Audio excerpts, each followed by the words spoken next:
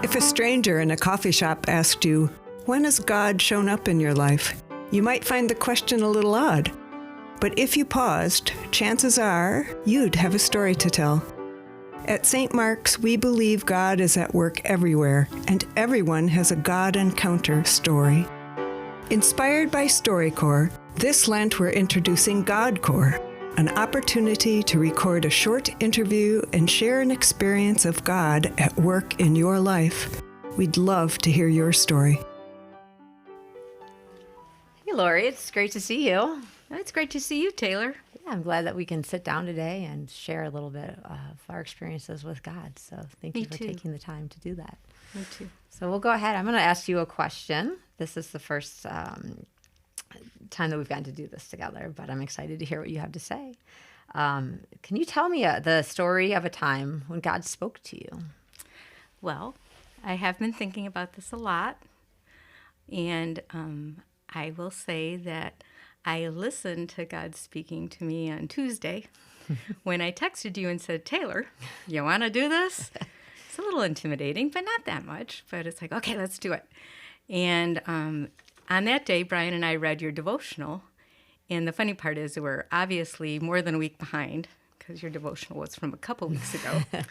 And the verse that you picked was, "Listen, I am standing at the door knocking. If you hear my voice and open the door, I will come in and eat with you, and you with me." Revelations 3:20. And that is probably one of my favorite verses from Alpha. Yeah, same. Yeah, which goes back to like how we got to know each other. Yeah. Was through Alpha and co-adminning when after Claudia left. So that made me think, and it's like, okay, I need to listen. And I did. And one of the things that I realized is that God is speaking to me all the time. I'm not a very good listener. And especially if you take this to communicating, not speaking, because God communicates with us through so many avenues, written word, a friend, something you see, something audibly heard. I mean, there's just so many ways, and I miss 90%, I believe, maybe more. But I do have a story. Oh, I'd love to hear it. And my story is about a time when God did actually speak to me.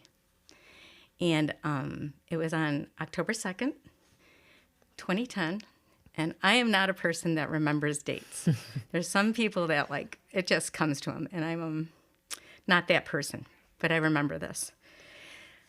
And just to set the stage a little bit, at that point, it was my early on, where I was taking Alpha for the first time. And I was in a very difficult space. I was going through a divorce, and the divorce had been completed about 6 weeks earlier, and I was in a small group with my Alpha friends, and we were doing an after Alpha small group. And the group was we had a lot of things going on. And the study that we chose to do was Rick Warren's Life's Healing Choices. Okay. And I had something happen on the 2nd where we were in a Saturday morning study.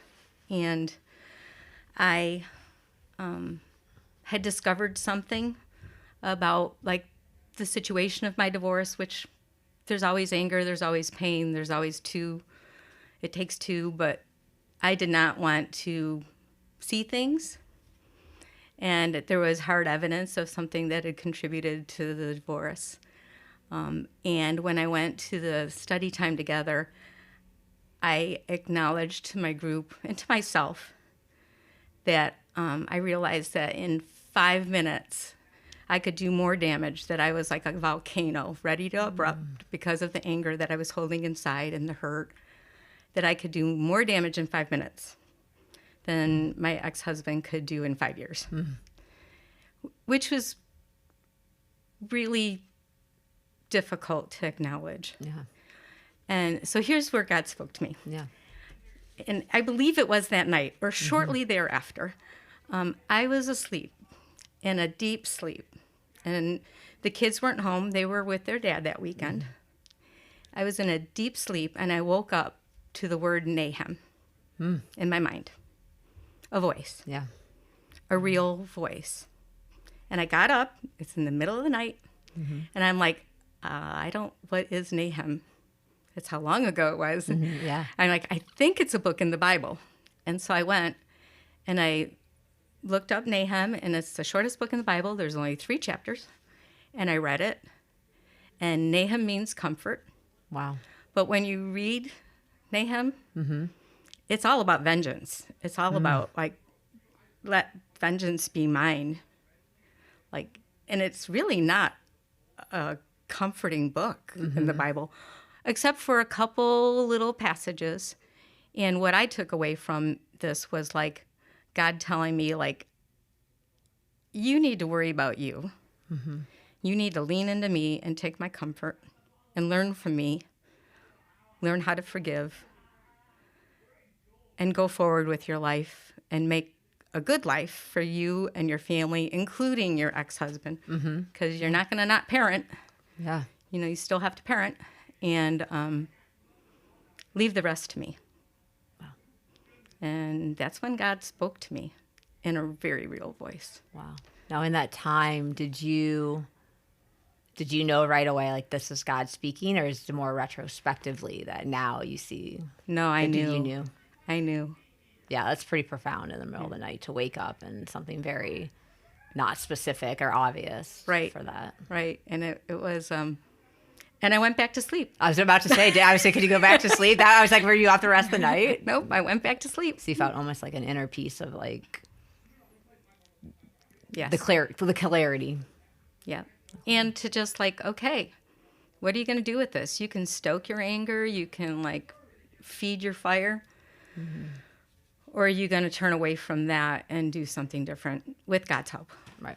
You know, that he's going to be there taking care of me. Wow. That's lovely. Thank you for sharing that. Yeah, thank you. True inspiration. Yeah. Great. So, could you, Taylor, tell the story of an encounter when you sensed that God was revealing himself to you through another person? Yeah, I probably have a couple, but I have one really specific one. I've actually never shared it with anyone. And it kind of comes somewhat through Alpha as well. But in 2020, everyone knows that is when COVID hit. But I remember that it as when my dad was diagnosed with stage 4 melanoma cancer. And at the time, it was really, really hard because no one could be together because of COVID. And then we were going through this really, really hard time. And I would pray all the time for my dad. And growing up, I mean, my mom and father had taken me to church. But over the years, before COVID and before I'd been diagnosed, I had this sense that he'd lost his faith. And I really don't know why or how or what's been influence of that. But it would bother me quite a bit because I was praying for him. And I wanted him to know that God will take care of him. And so one day I had told him, I'm like, Dad, just want you to know, like, I pray for you every day. And he said, well, thank you. And he's like, you know, it's funny, this woman called me and that he had done work for years before and said, I heard you were sick. I'm so sorry. I wanted to let you know my prayer group is praying for you. And he's like, it's so crazy. All these people just keep telling me they're praying for me. And I'm like, well, that's lovely. And Dad, you know, and I didn't say too much because I didn't want to push. But I thought it was interesting that he vocally, like, had acknowledged, well, a lot of people are praying for me. But I didn't know if he honestly thought if, like, that was truly doing anything. Or was it, like, the medicines and everything that he was going through. Did that make a difference? Right, exactly. So fast forward, we were in another Alpha season in the fall. And every year during Alpha, you know, we get the chance to write letters of prayer to ourselves. Yes. And then we would leave them with, at the time, Father Mark, and he would pray over them for a month, and then they would land back with us. And the year I did that, in that letter, I had prayed to God that I needed a sign that my dad still believed deep down in him, and that despite what he may be showing outwardly,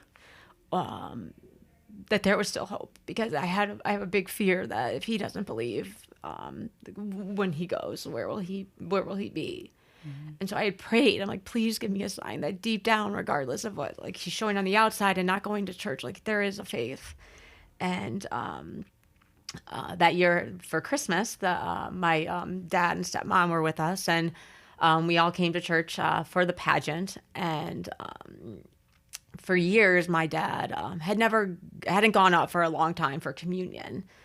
And that year, we all get up for communion, and my dad stands up and he goes and he takes communion.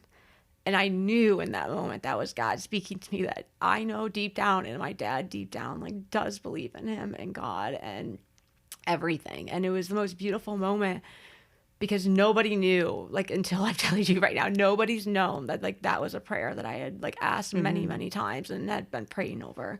So I just knew like that was God speaking to me through someone else. And I knew that, deep down, my dad really does, have a love for the Lord. And he may not show it in the ways that we all would hope, but I do believe it's there. So you deepened your faith because you had an answered prayer that was through your dad, a prayer for your dad. Yeah. Which is amazing. Yeah. And the comfort of knowing that he's got God with him. Yeah, he does. And it gives me hope, that when any time, like I'm questioning or others are questioning, we go through these ebbs and flows in faith, and we can have the hope that that person or yourself brings you back to God. Because like you kind of said in the beginning, like he's there knocking. It's just, are we listening, right? And I think a lot of it centers back to that for me personally. I agree 100%. And I think sharing our stories, like I haven't shared my story with many, definitely not in this venue, just like you, that how profoundly it affected you though. Yeah. And did it make a difference in your life? Yeah, it does. Yeah. It still does. I remind myself all the time. And same. I wouldn't be here today if I hadn't had that moment and the realization of me. Right. Deal with me, not with everything else and everybody else. Like God's giving himself to me. Yeah. His forgiveness. It is. It's lovely. So I'm so happy we did this. Me too. Awesome. Me too. Thank you. Thank you. Thank you for listening to this episode of St. Mark's Episcopal Church, GodCore. If you would like to record one of these episodes and tell your story about how you've experienced God, please use the link in the notes to schedule your time. We look forward to hearing your story, and we hope that you continue to tune in to hear ours. Thank you, and God bless you.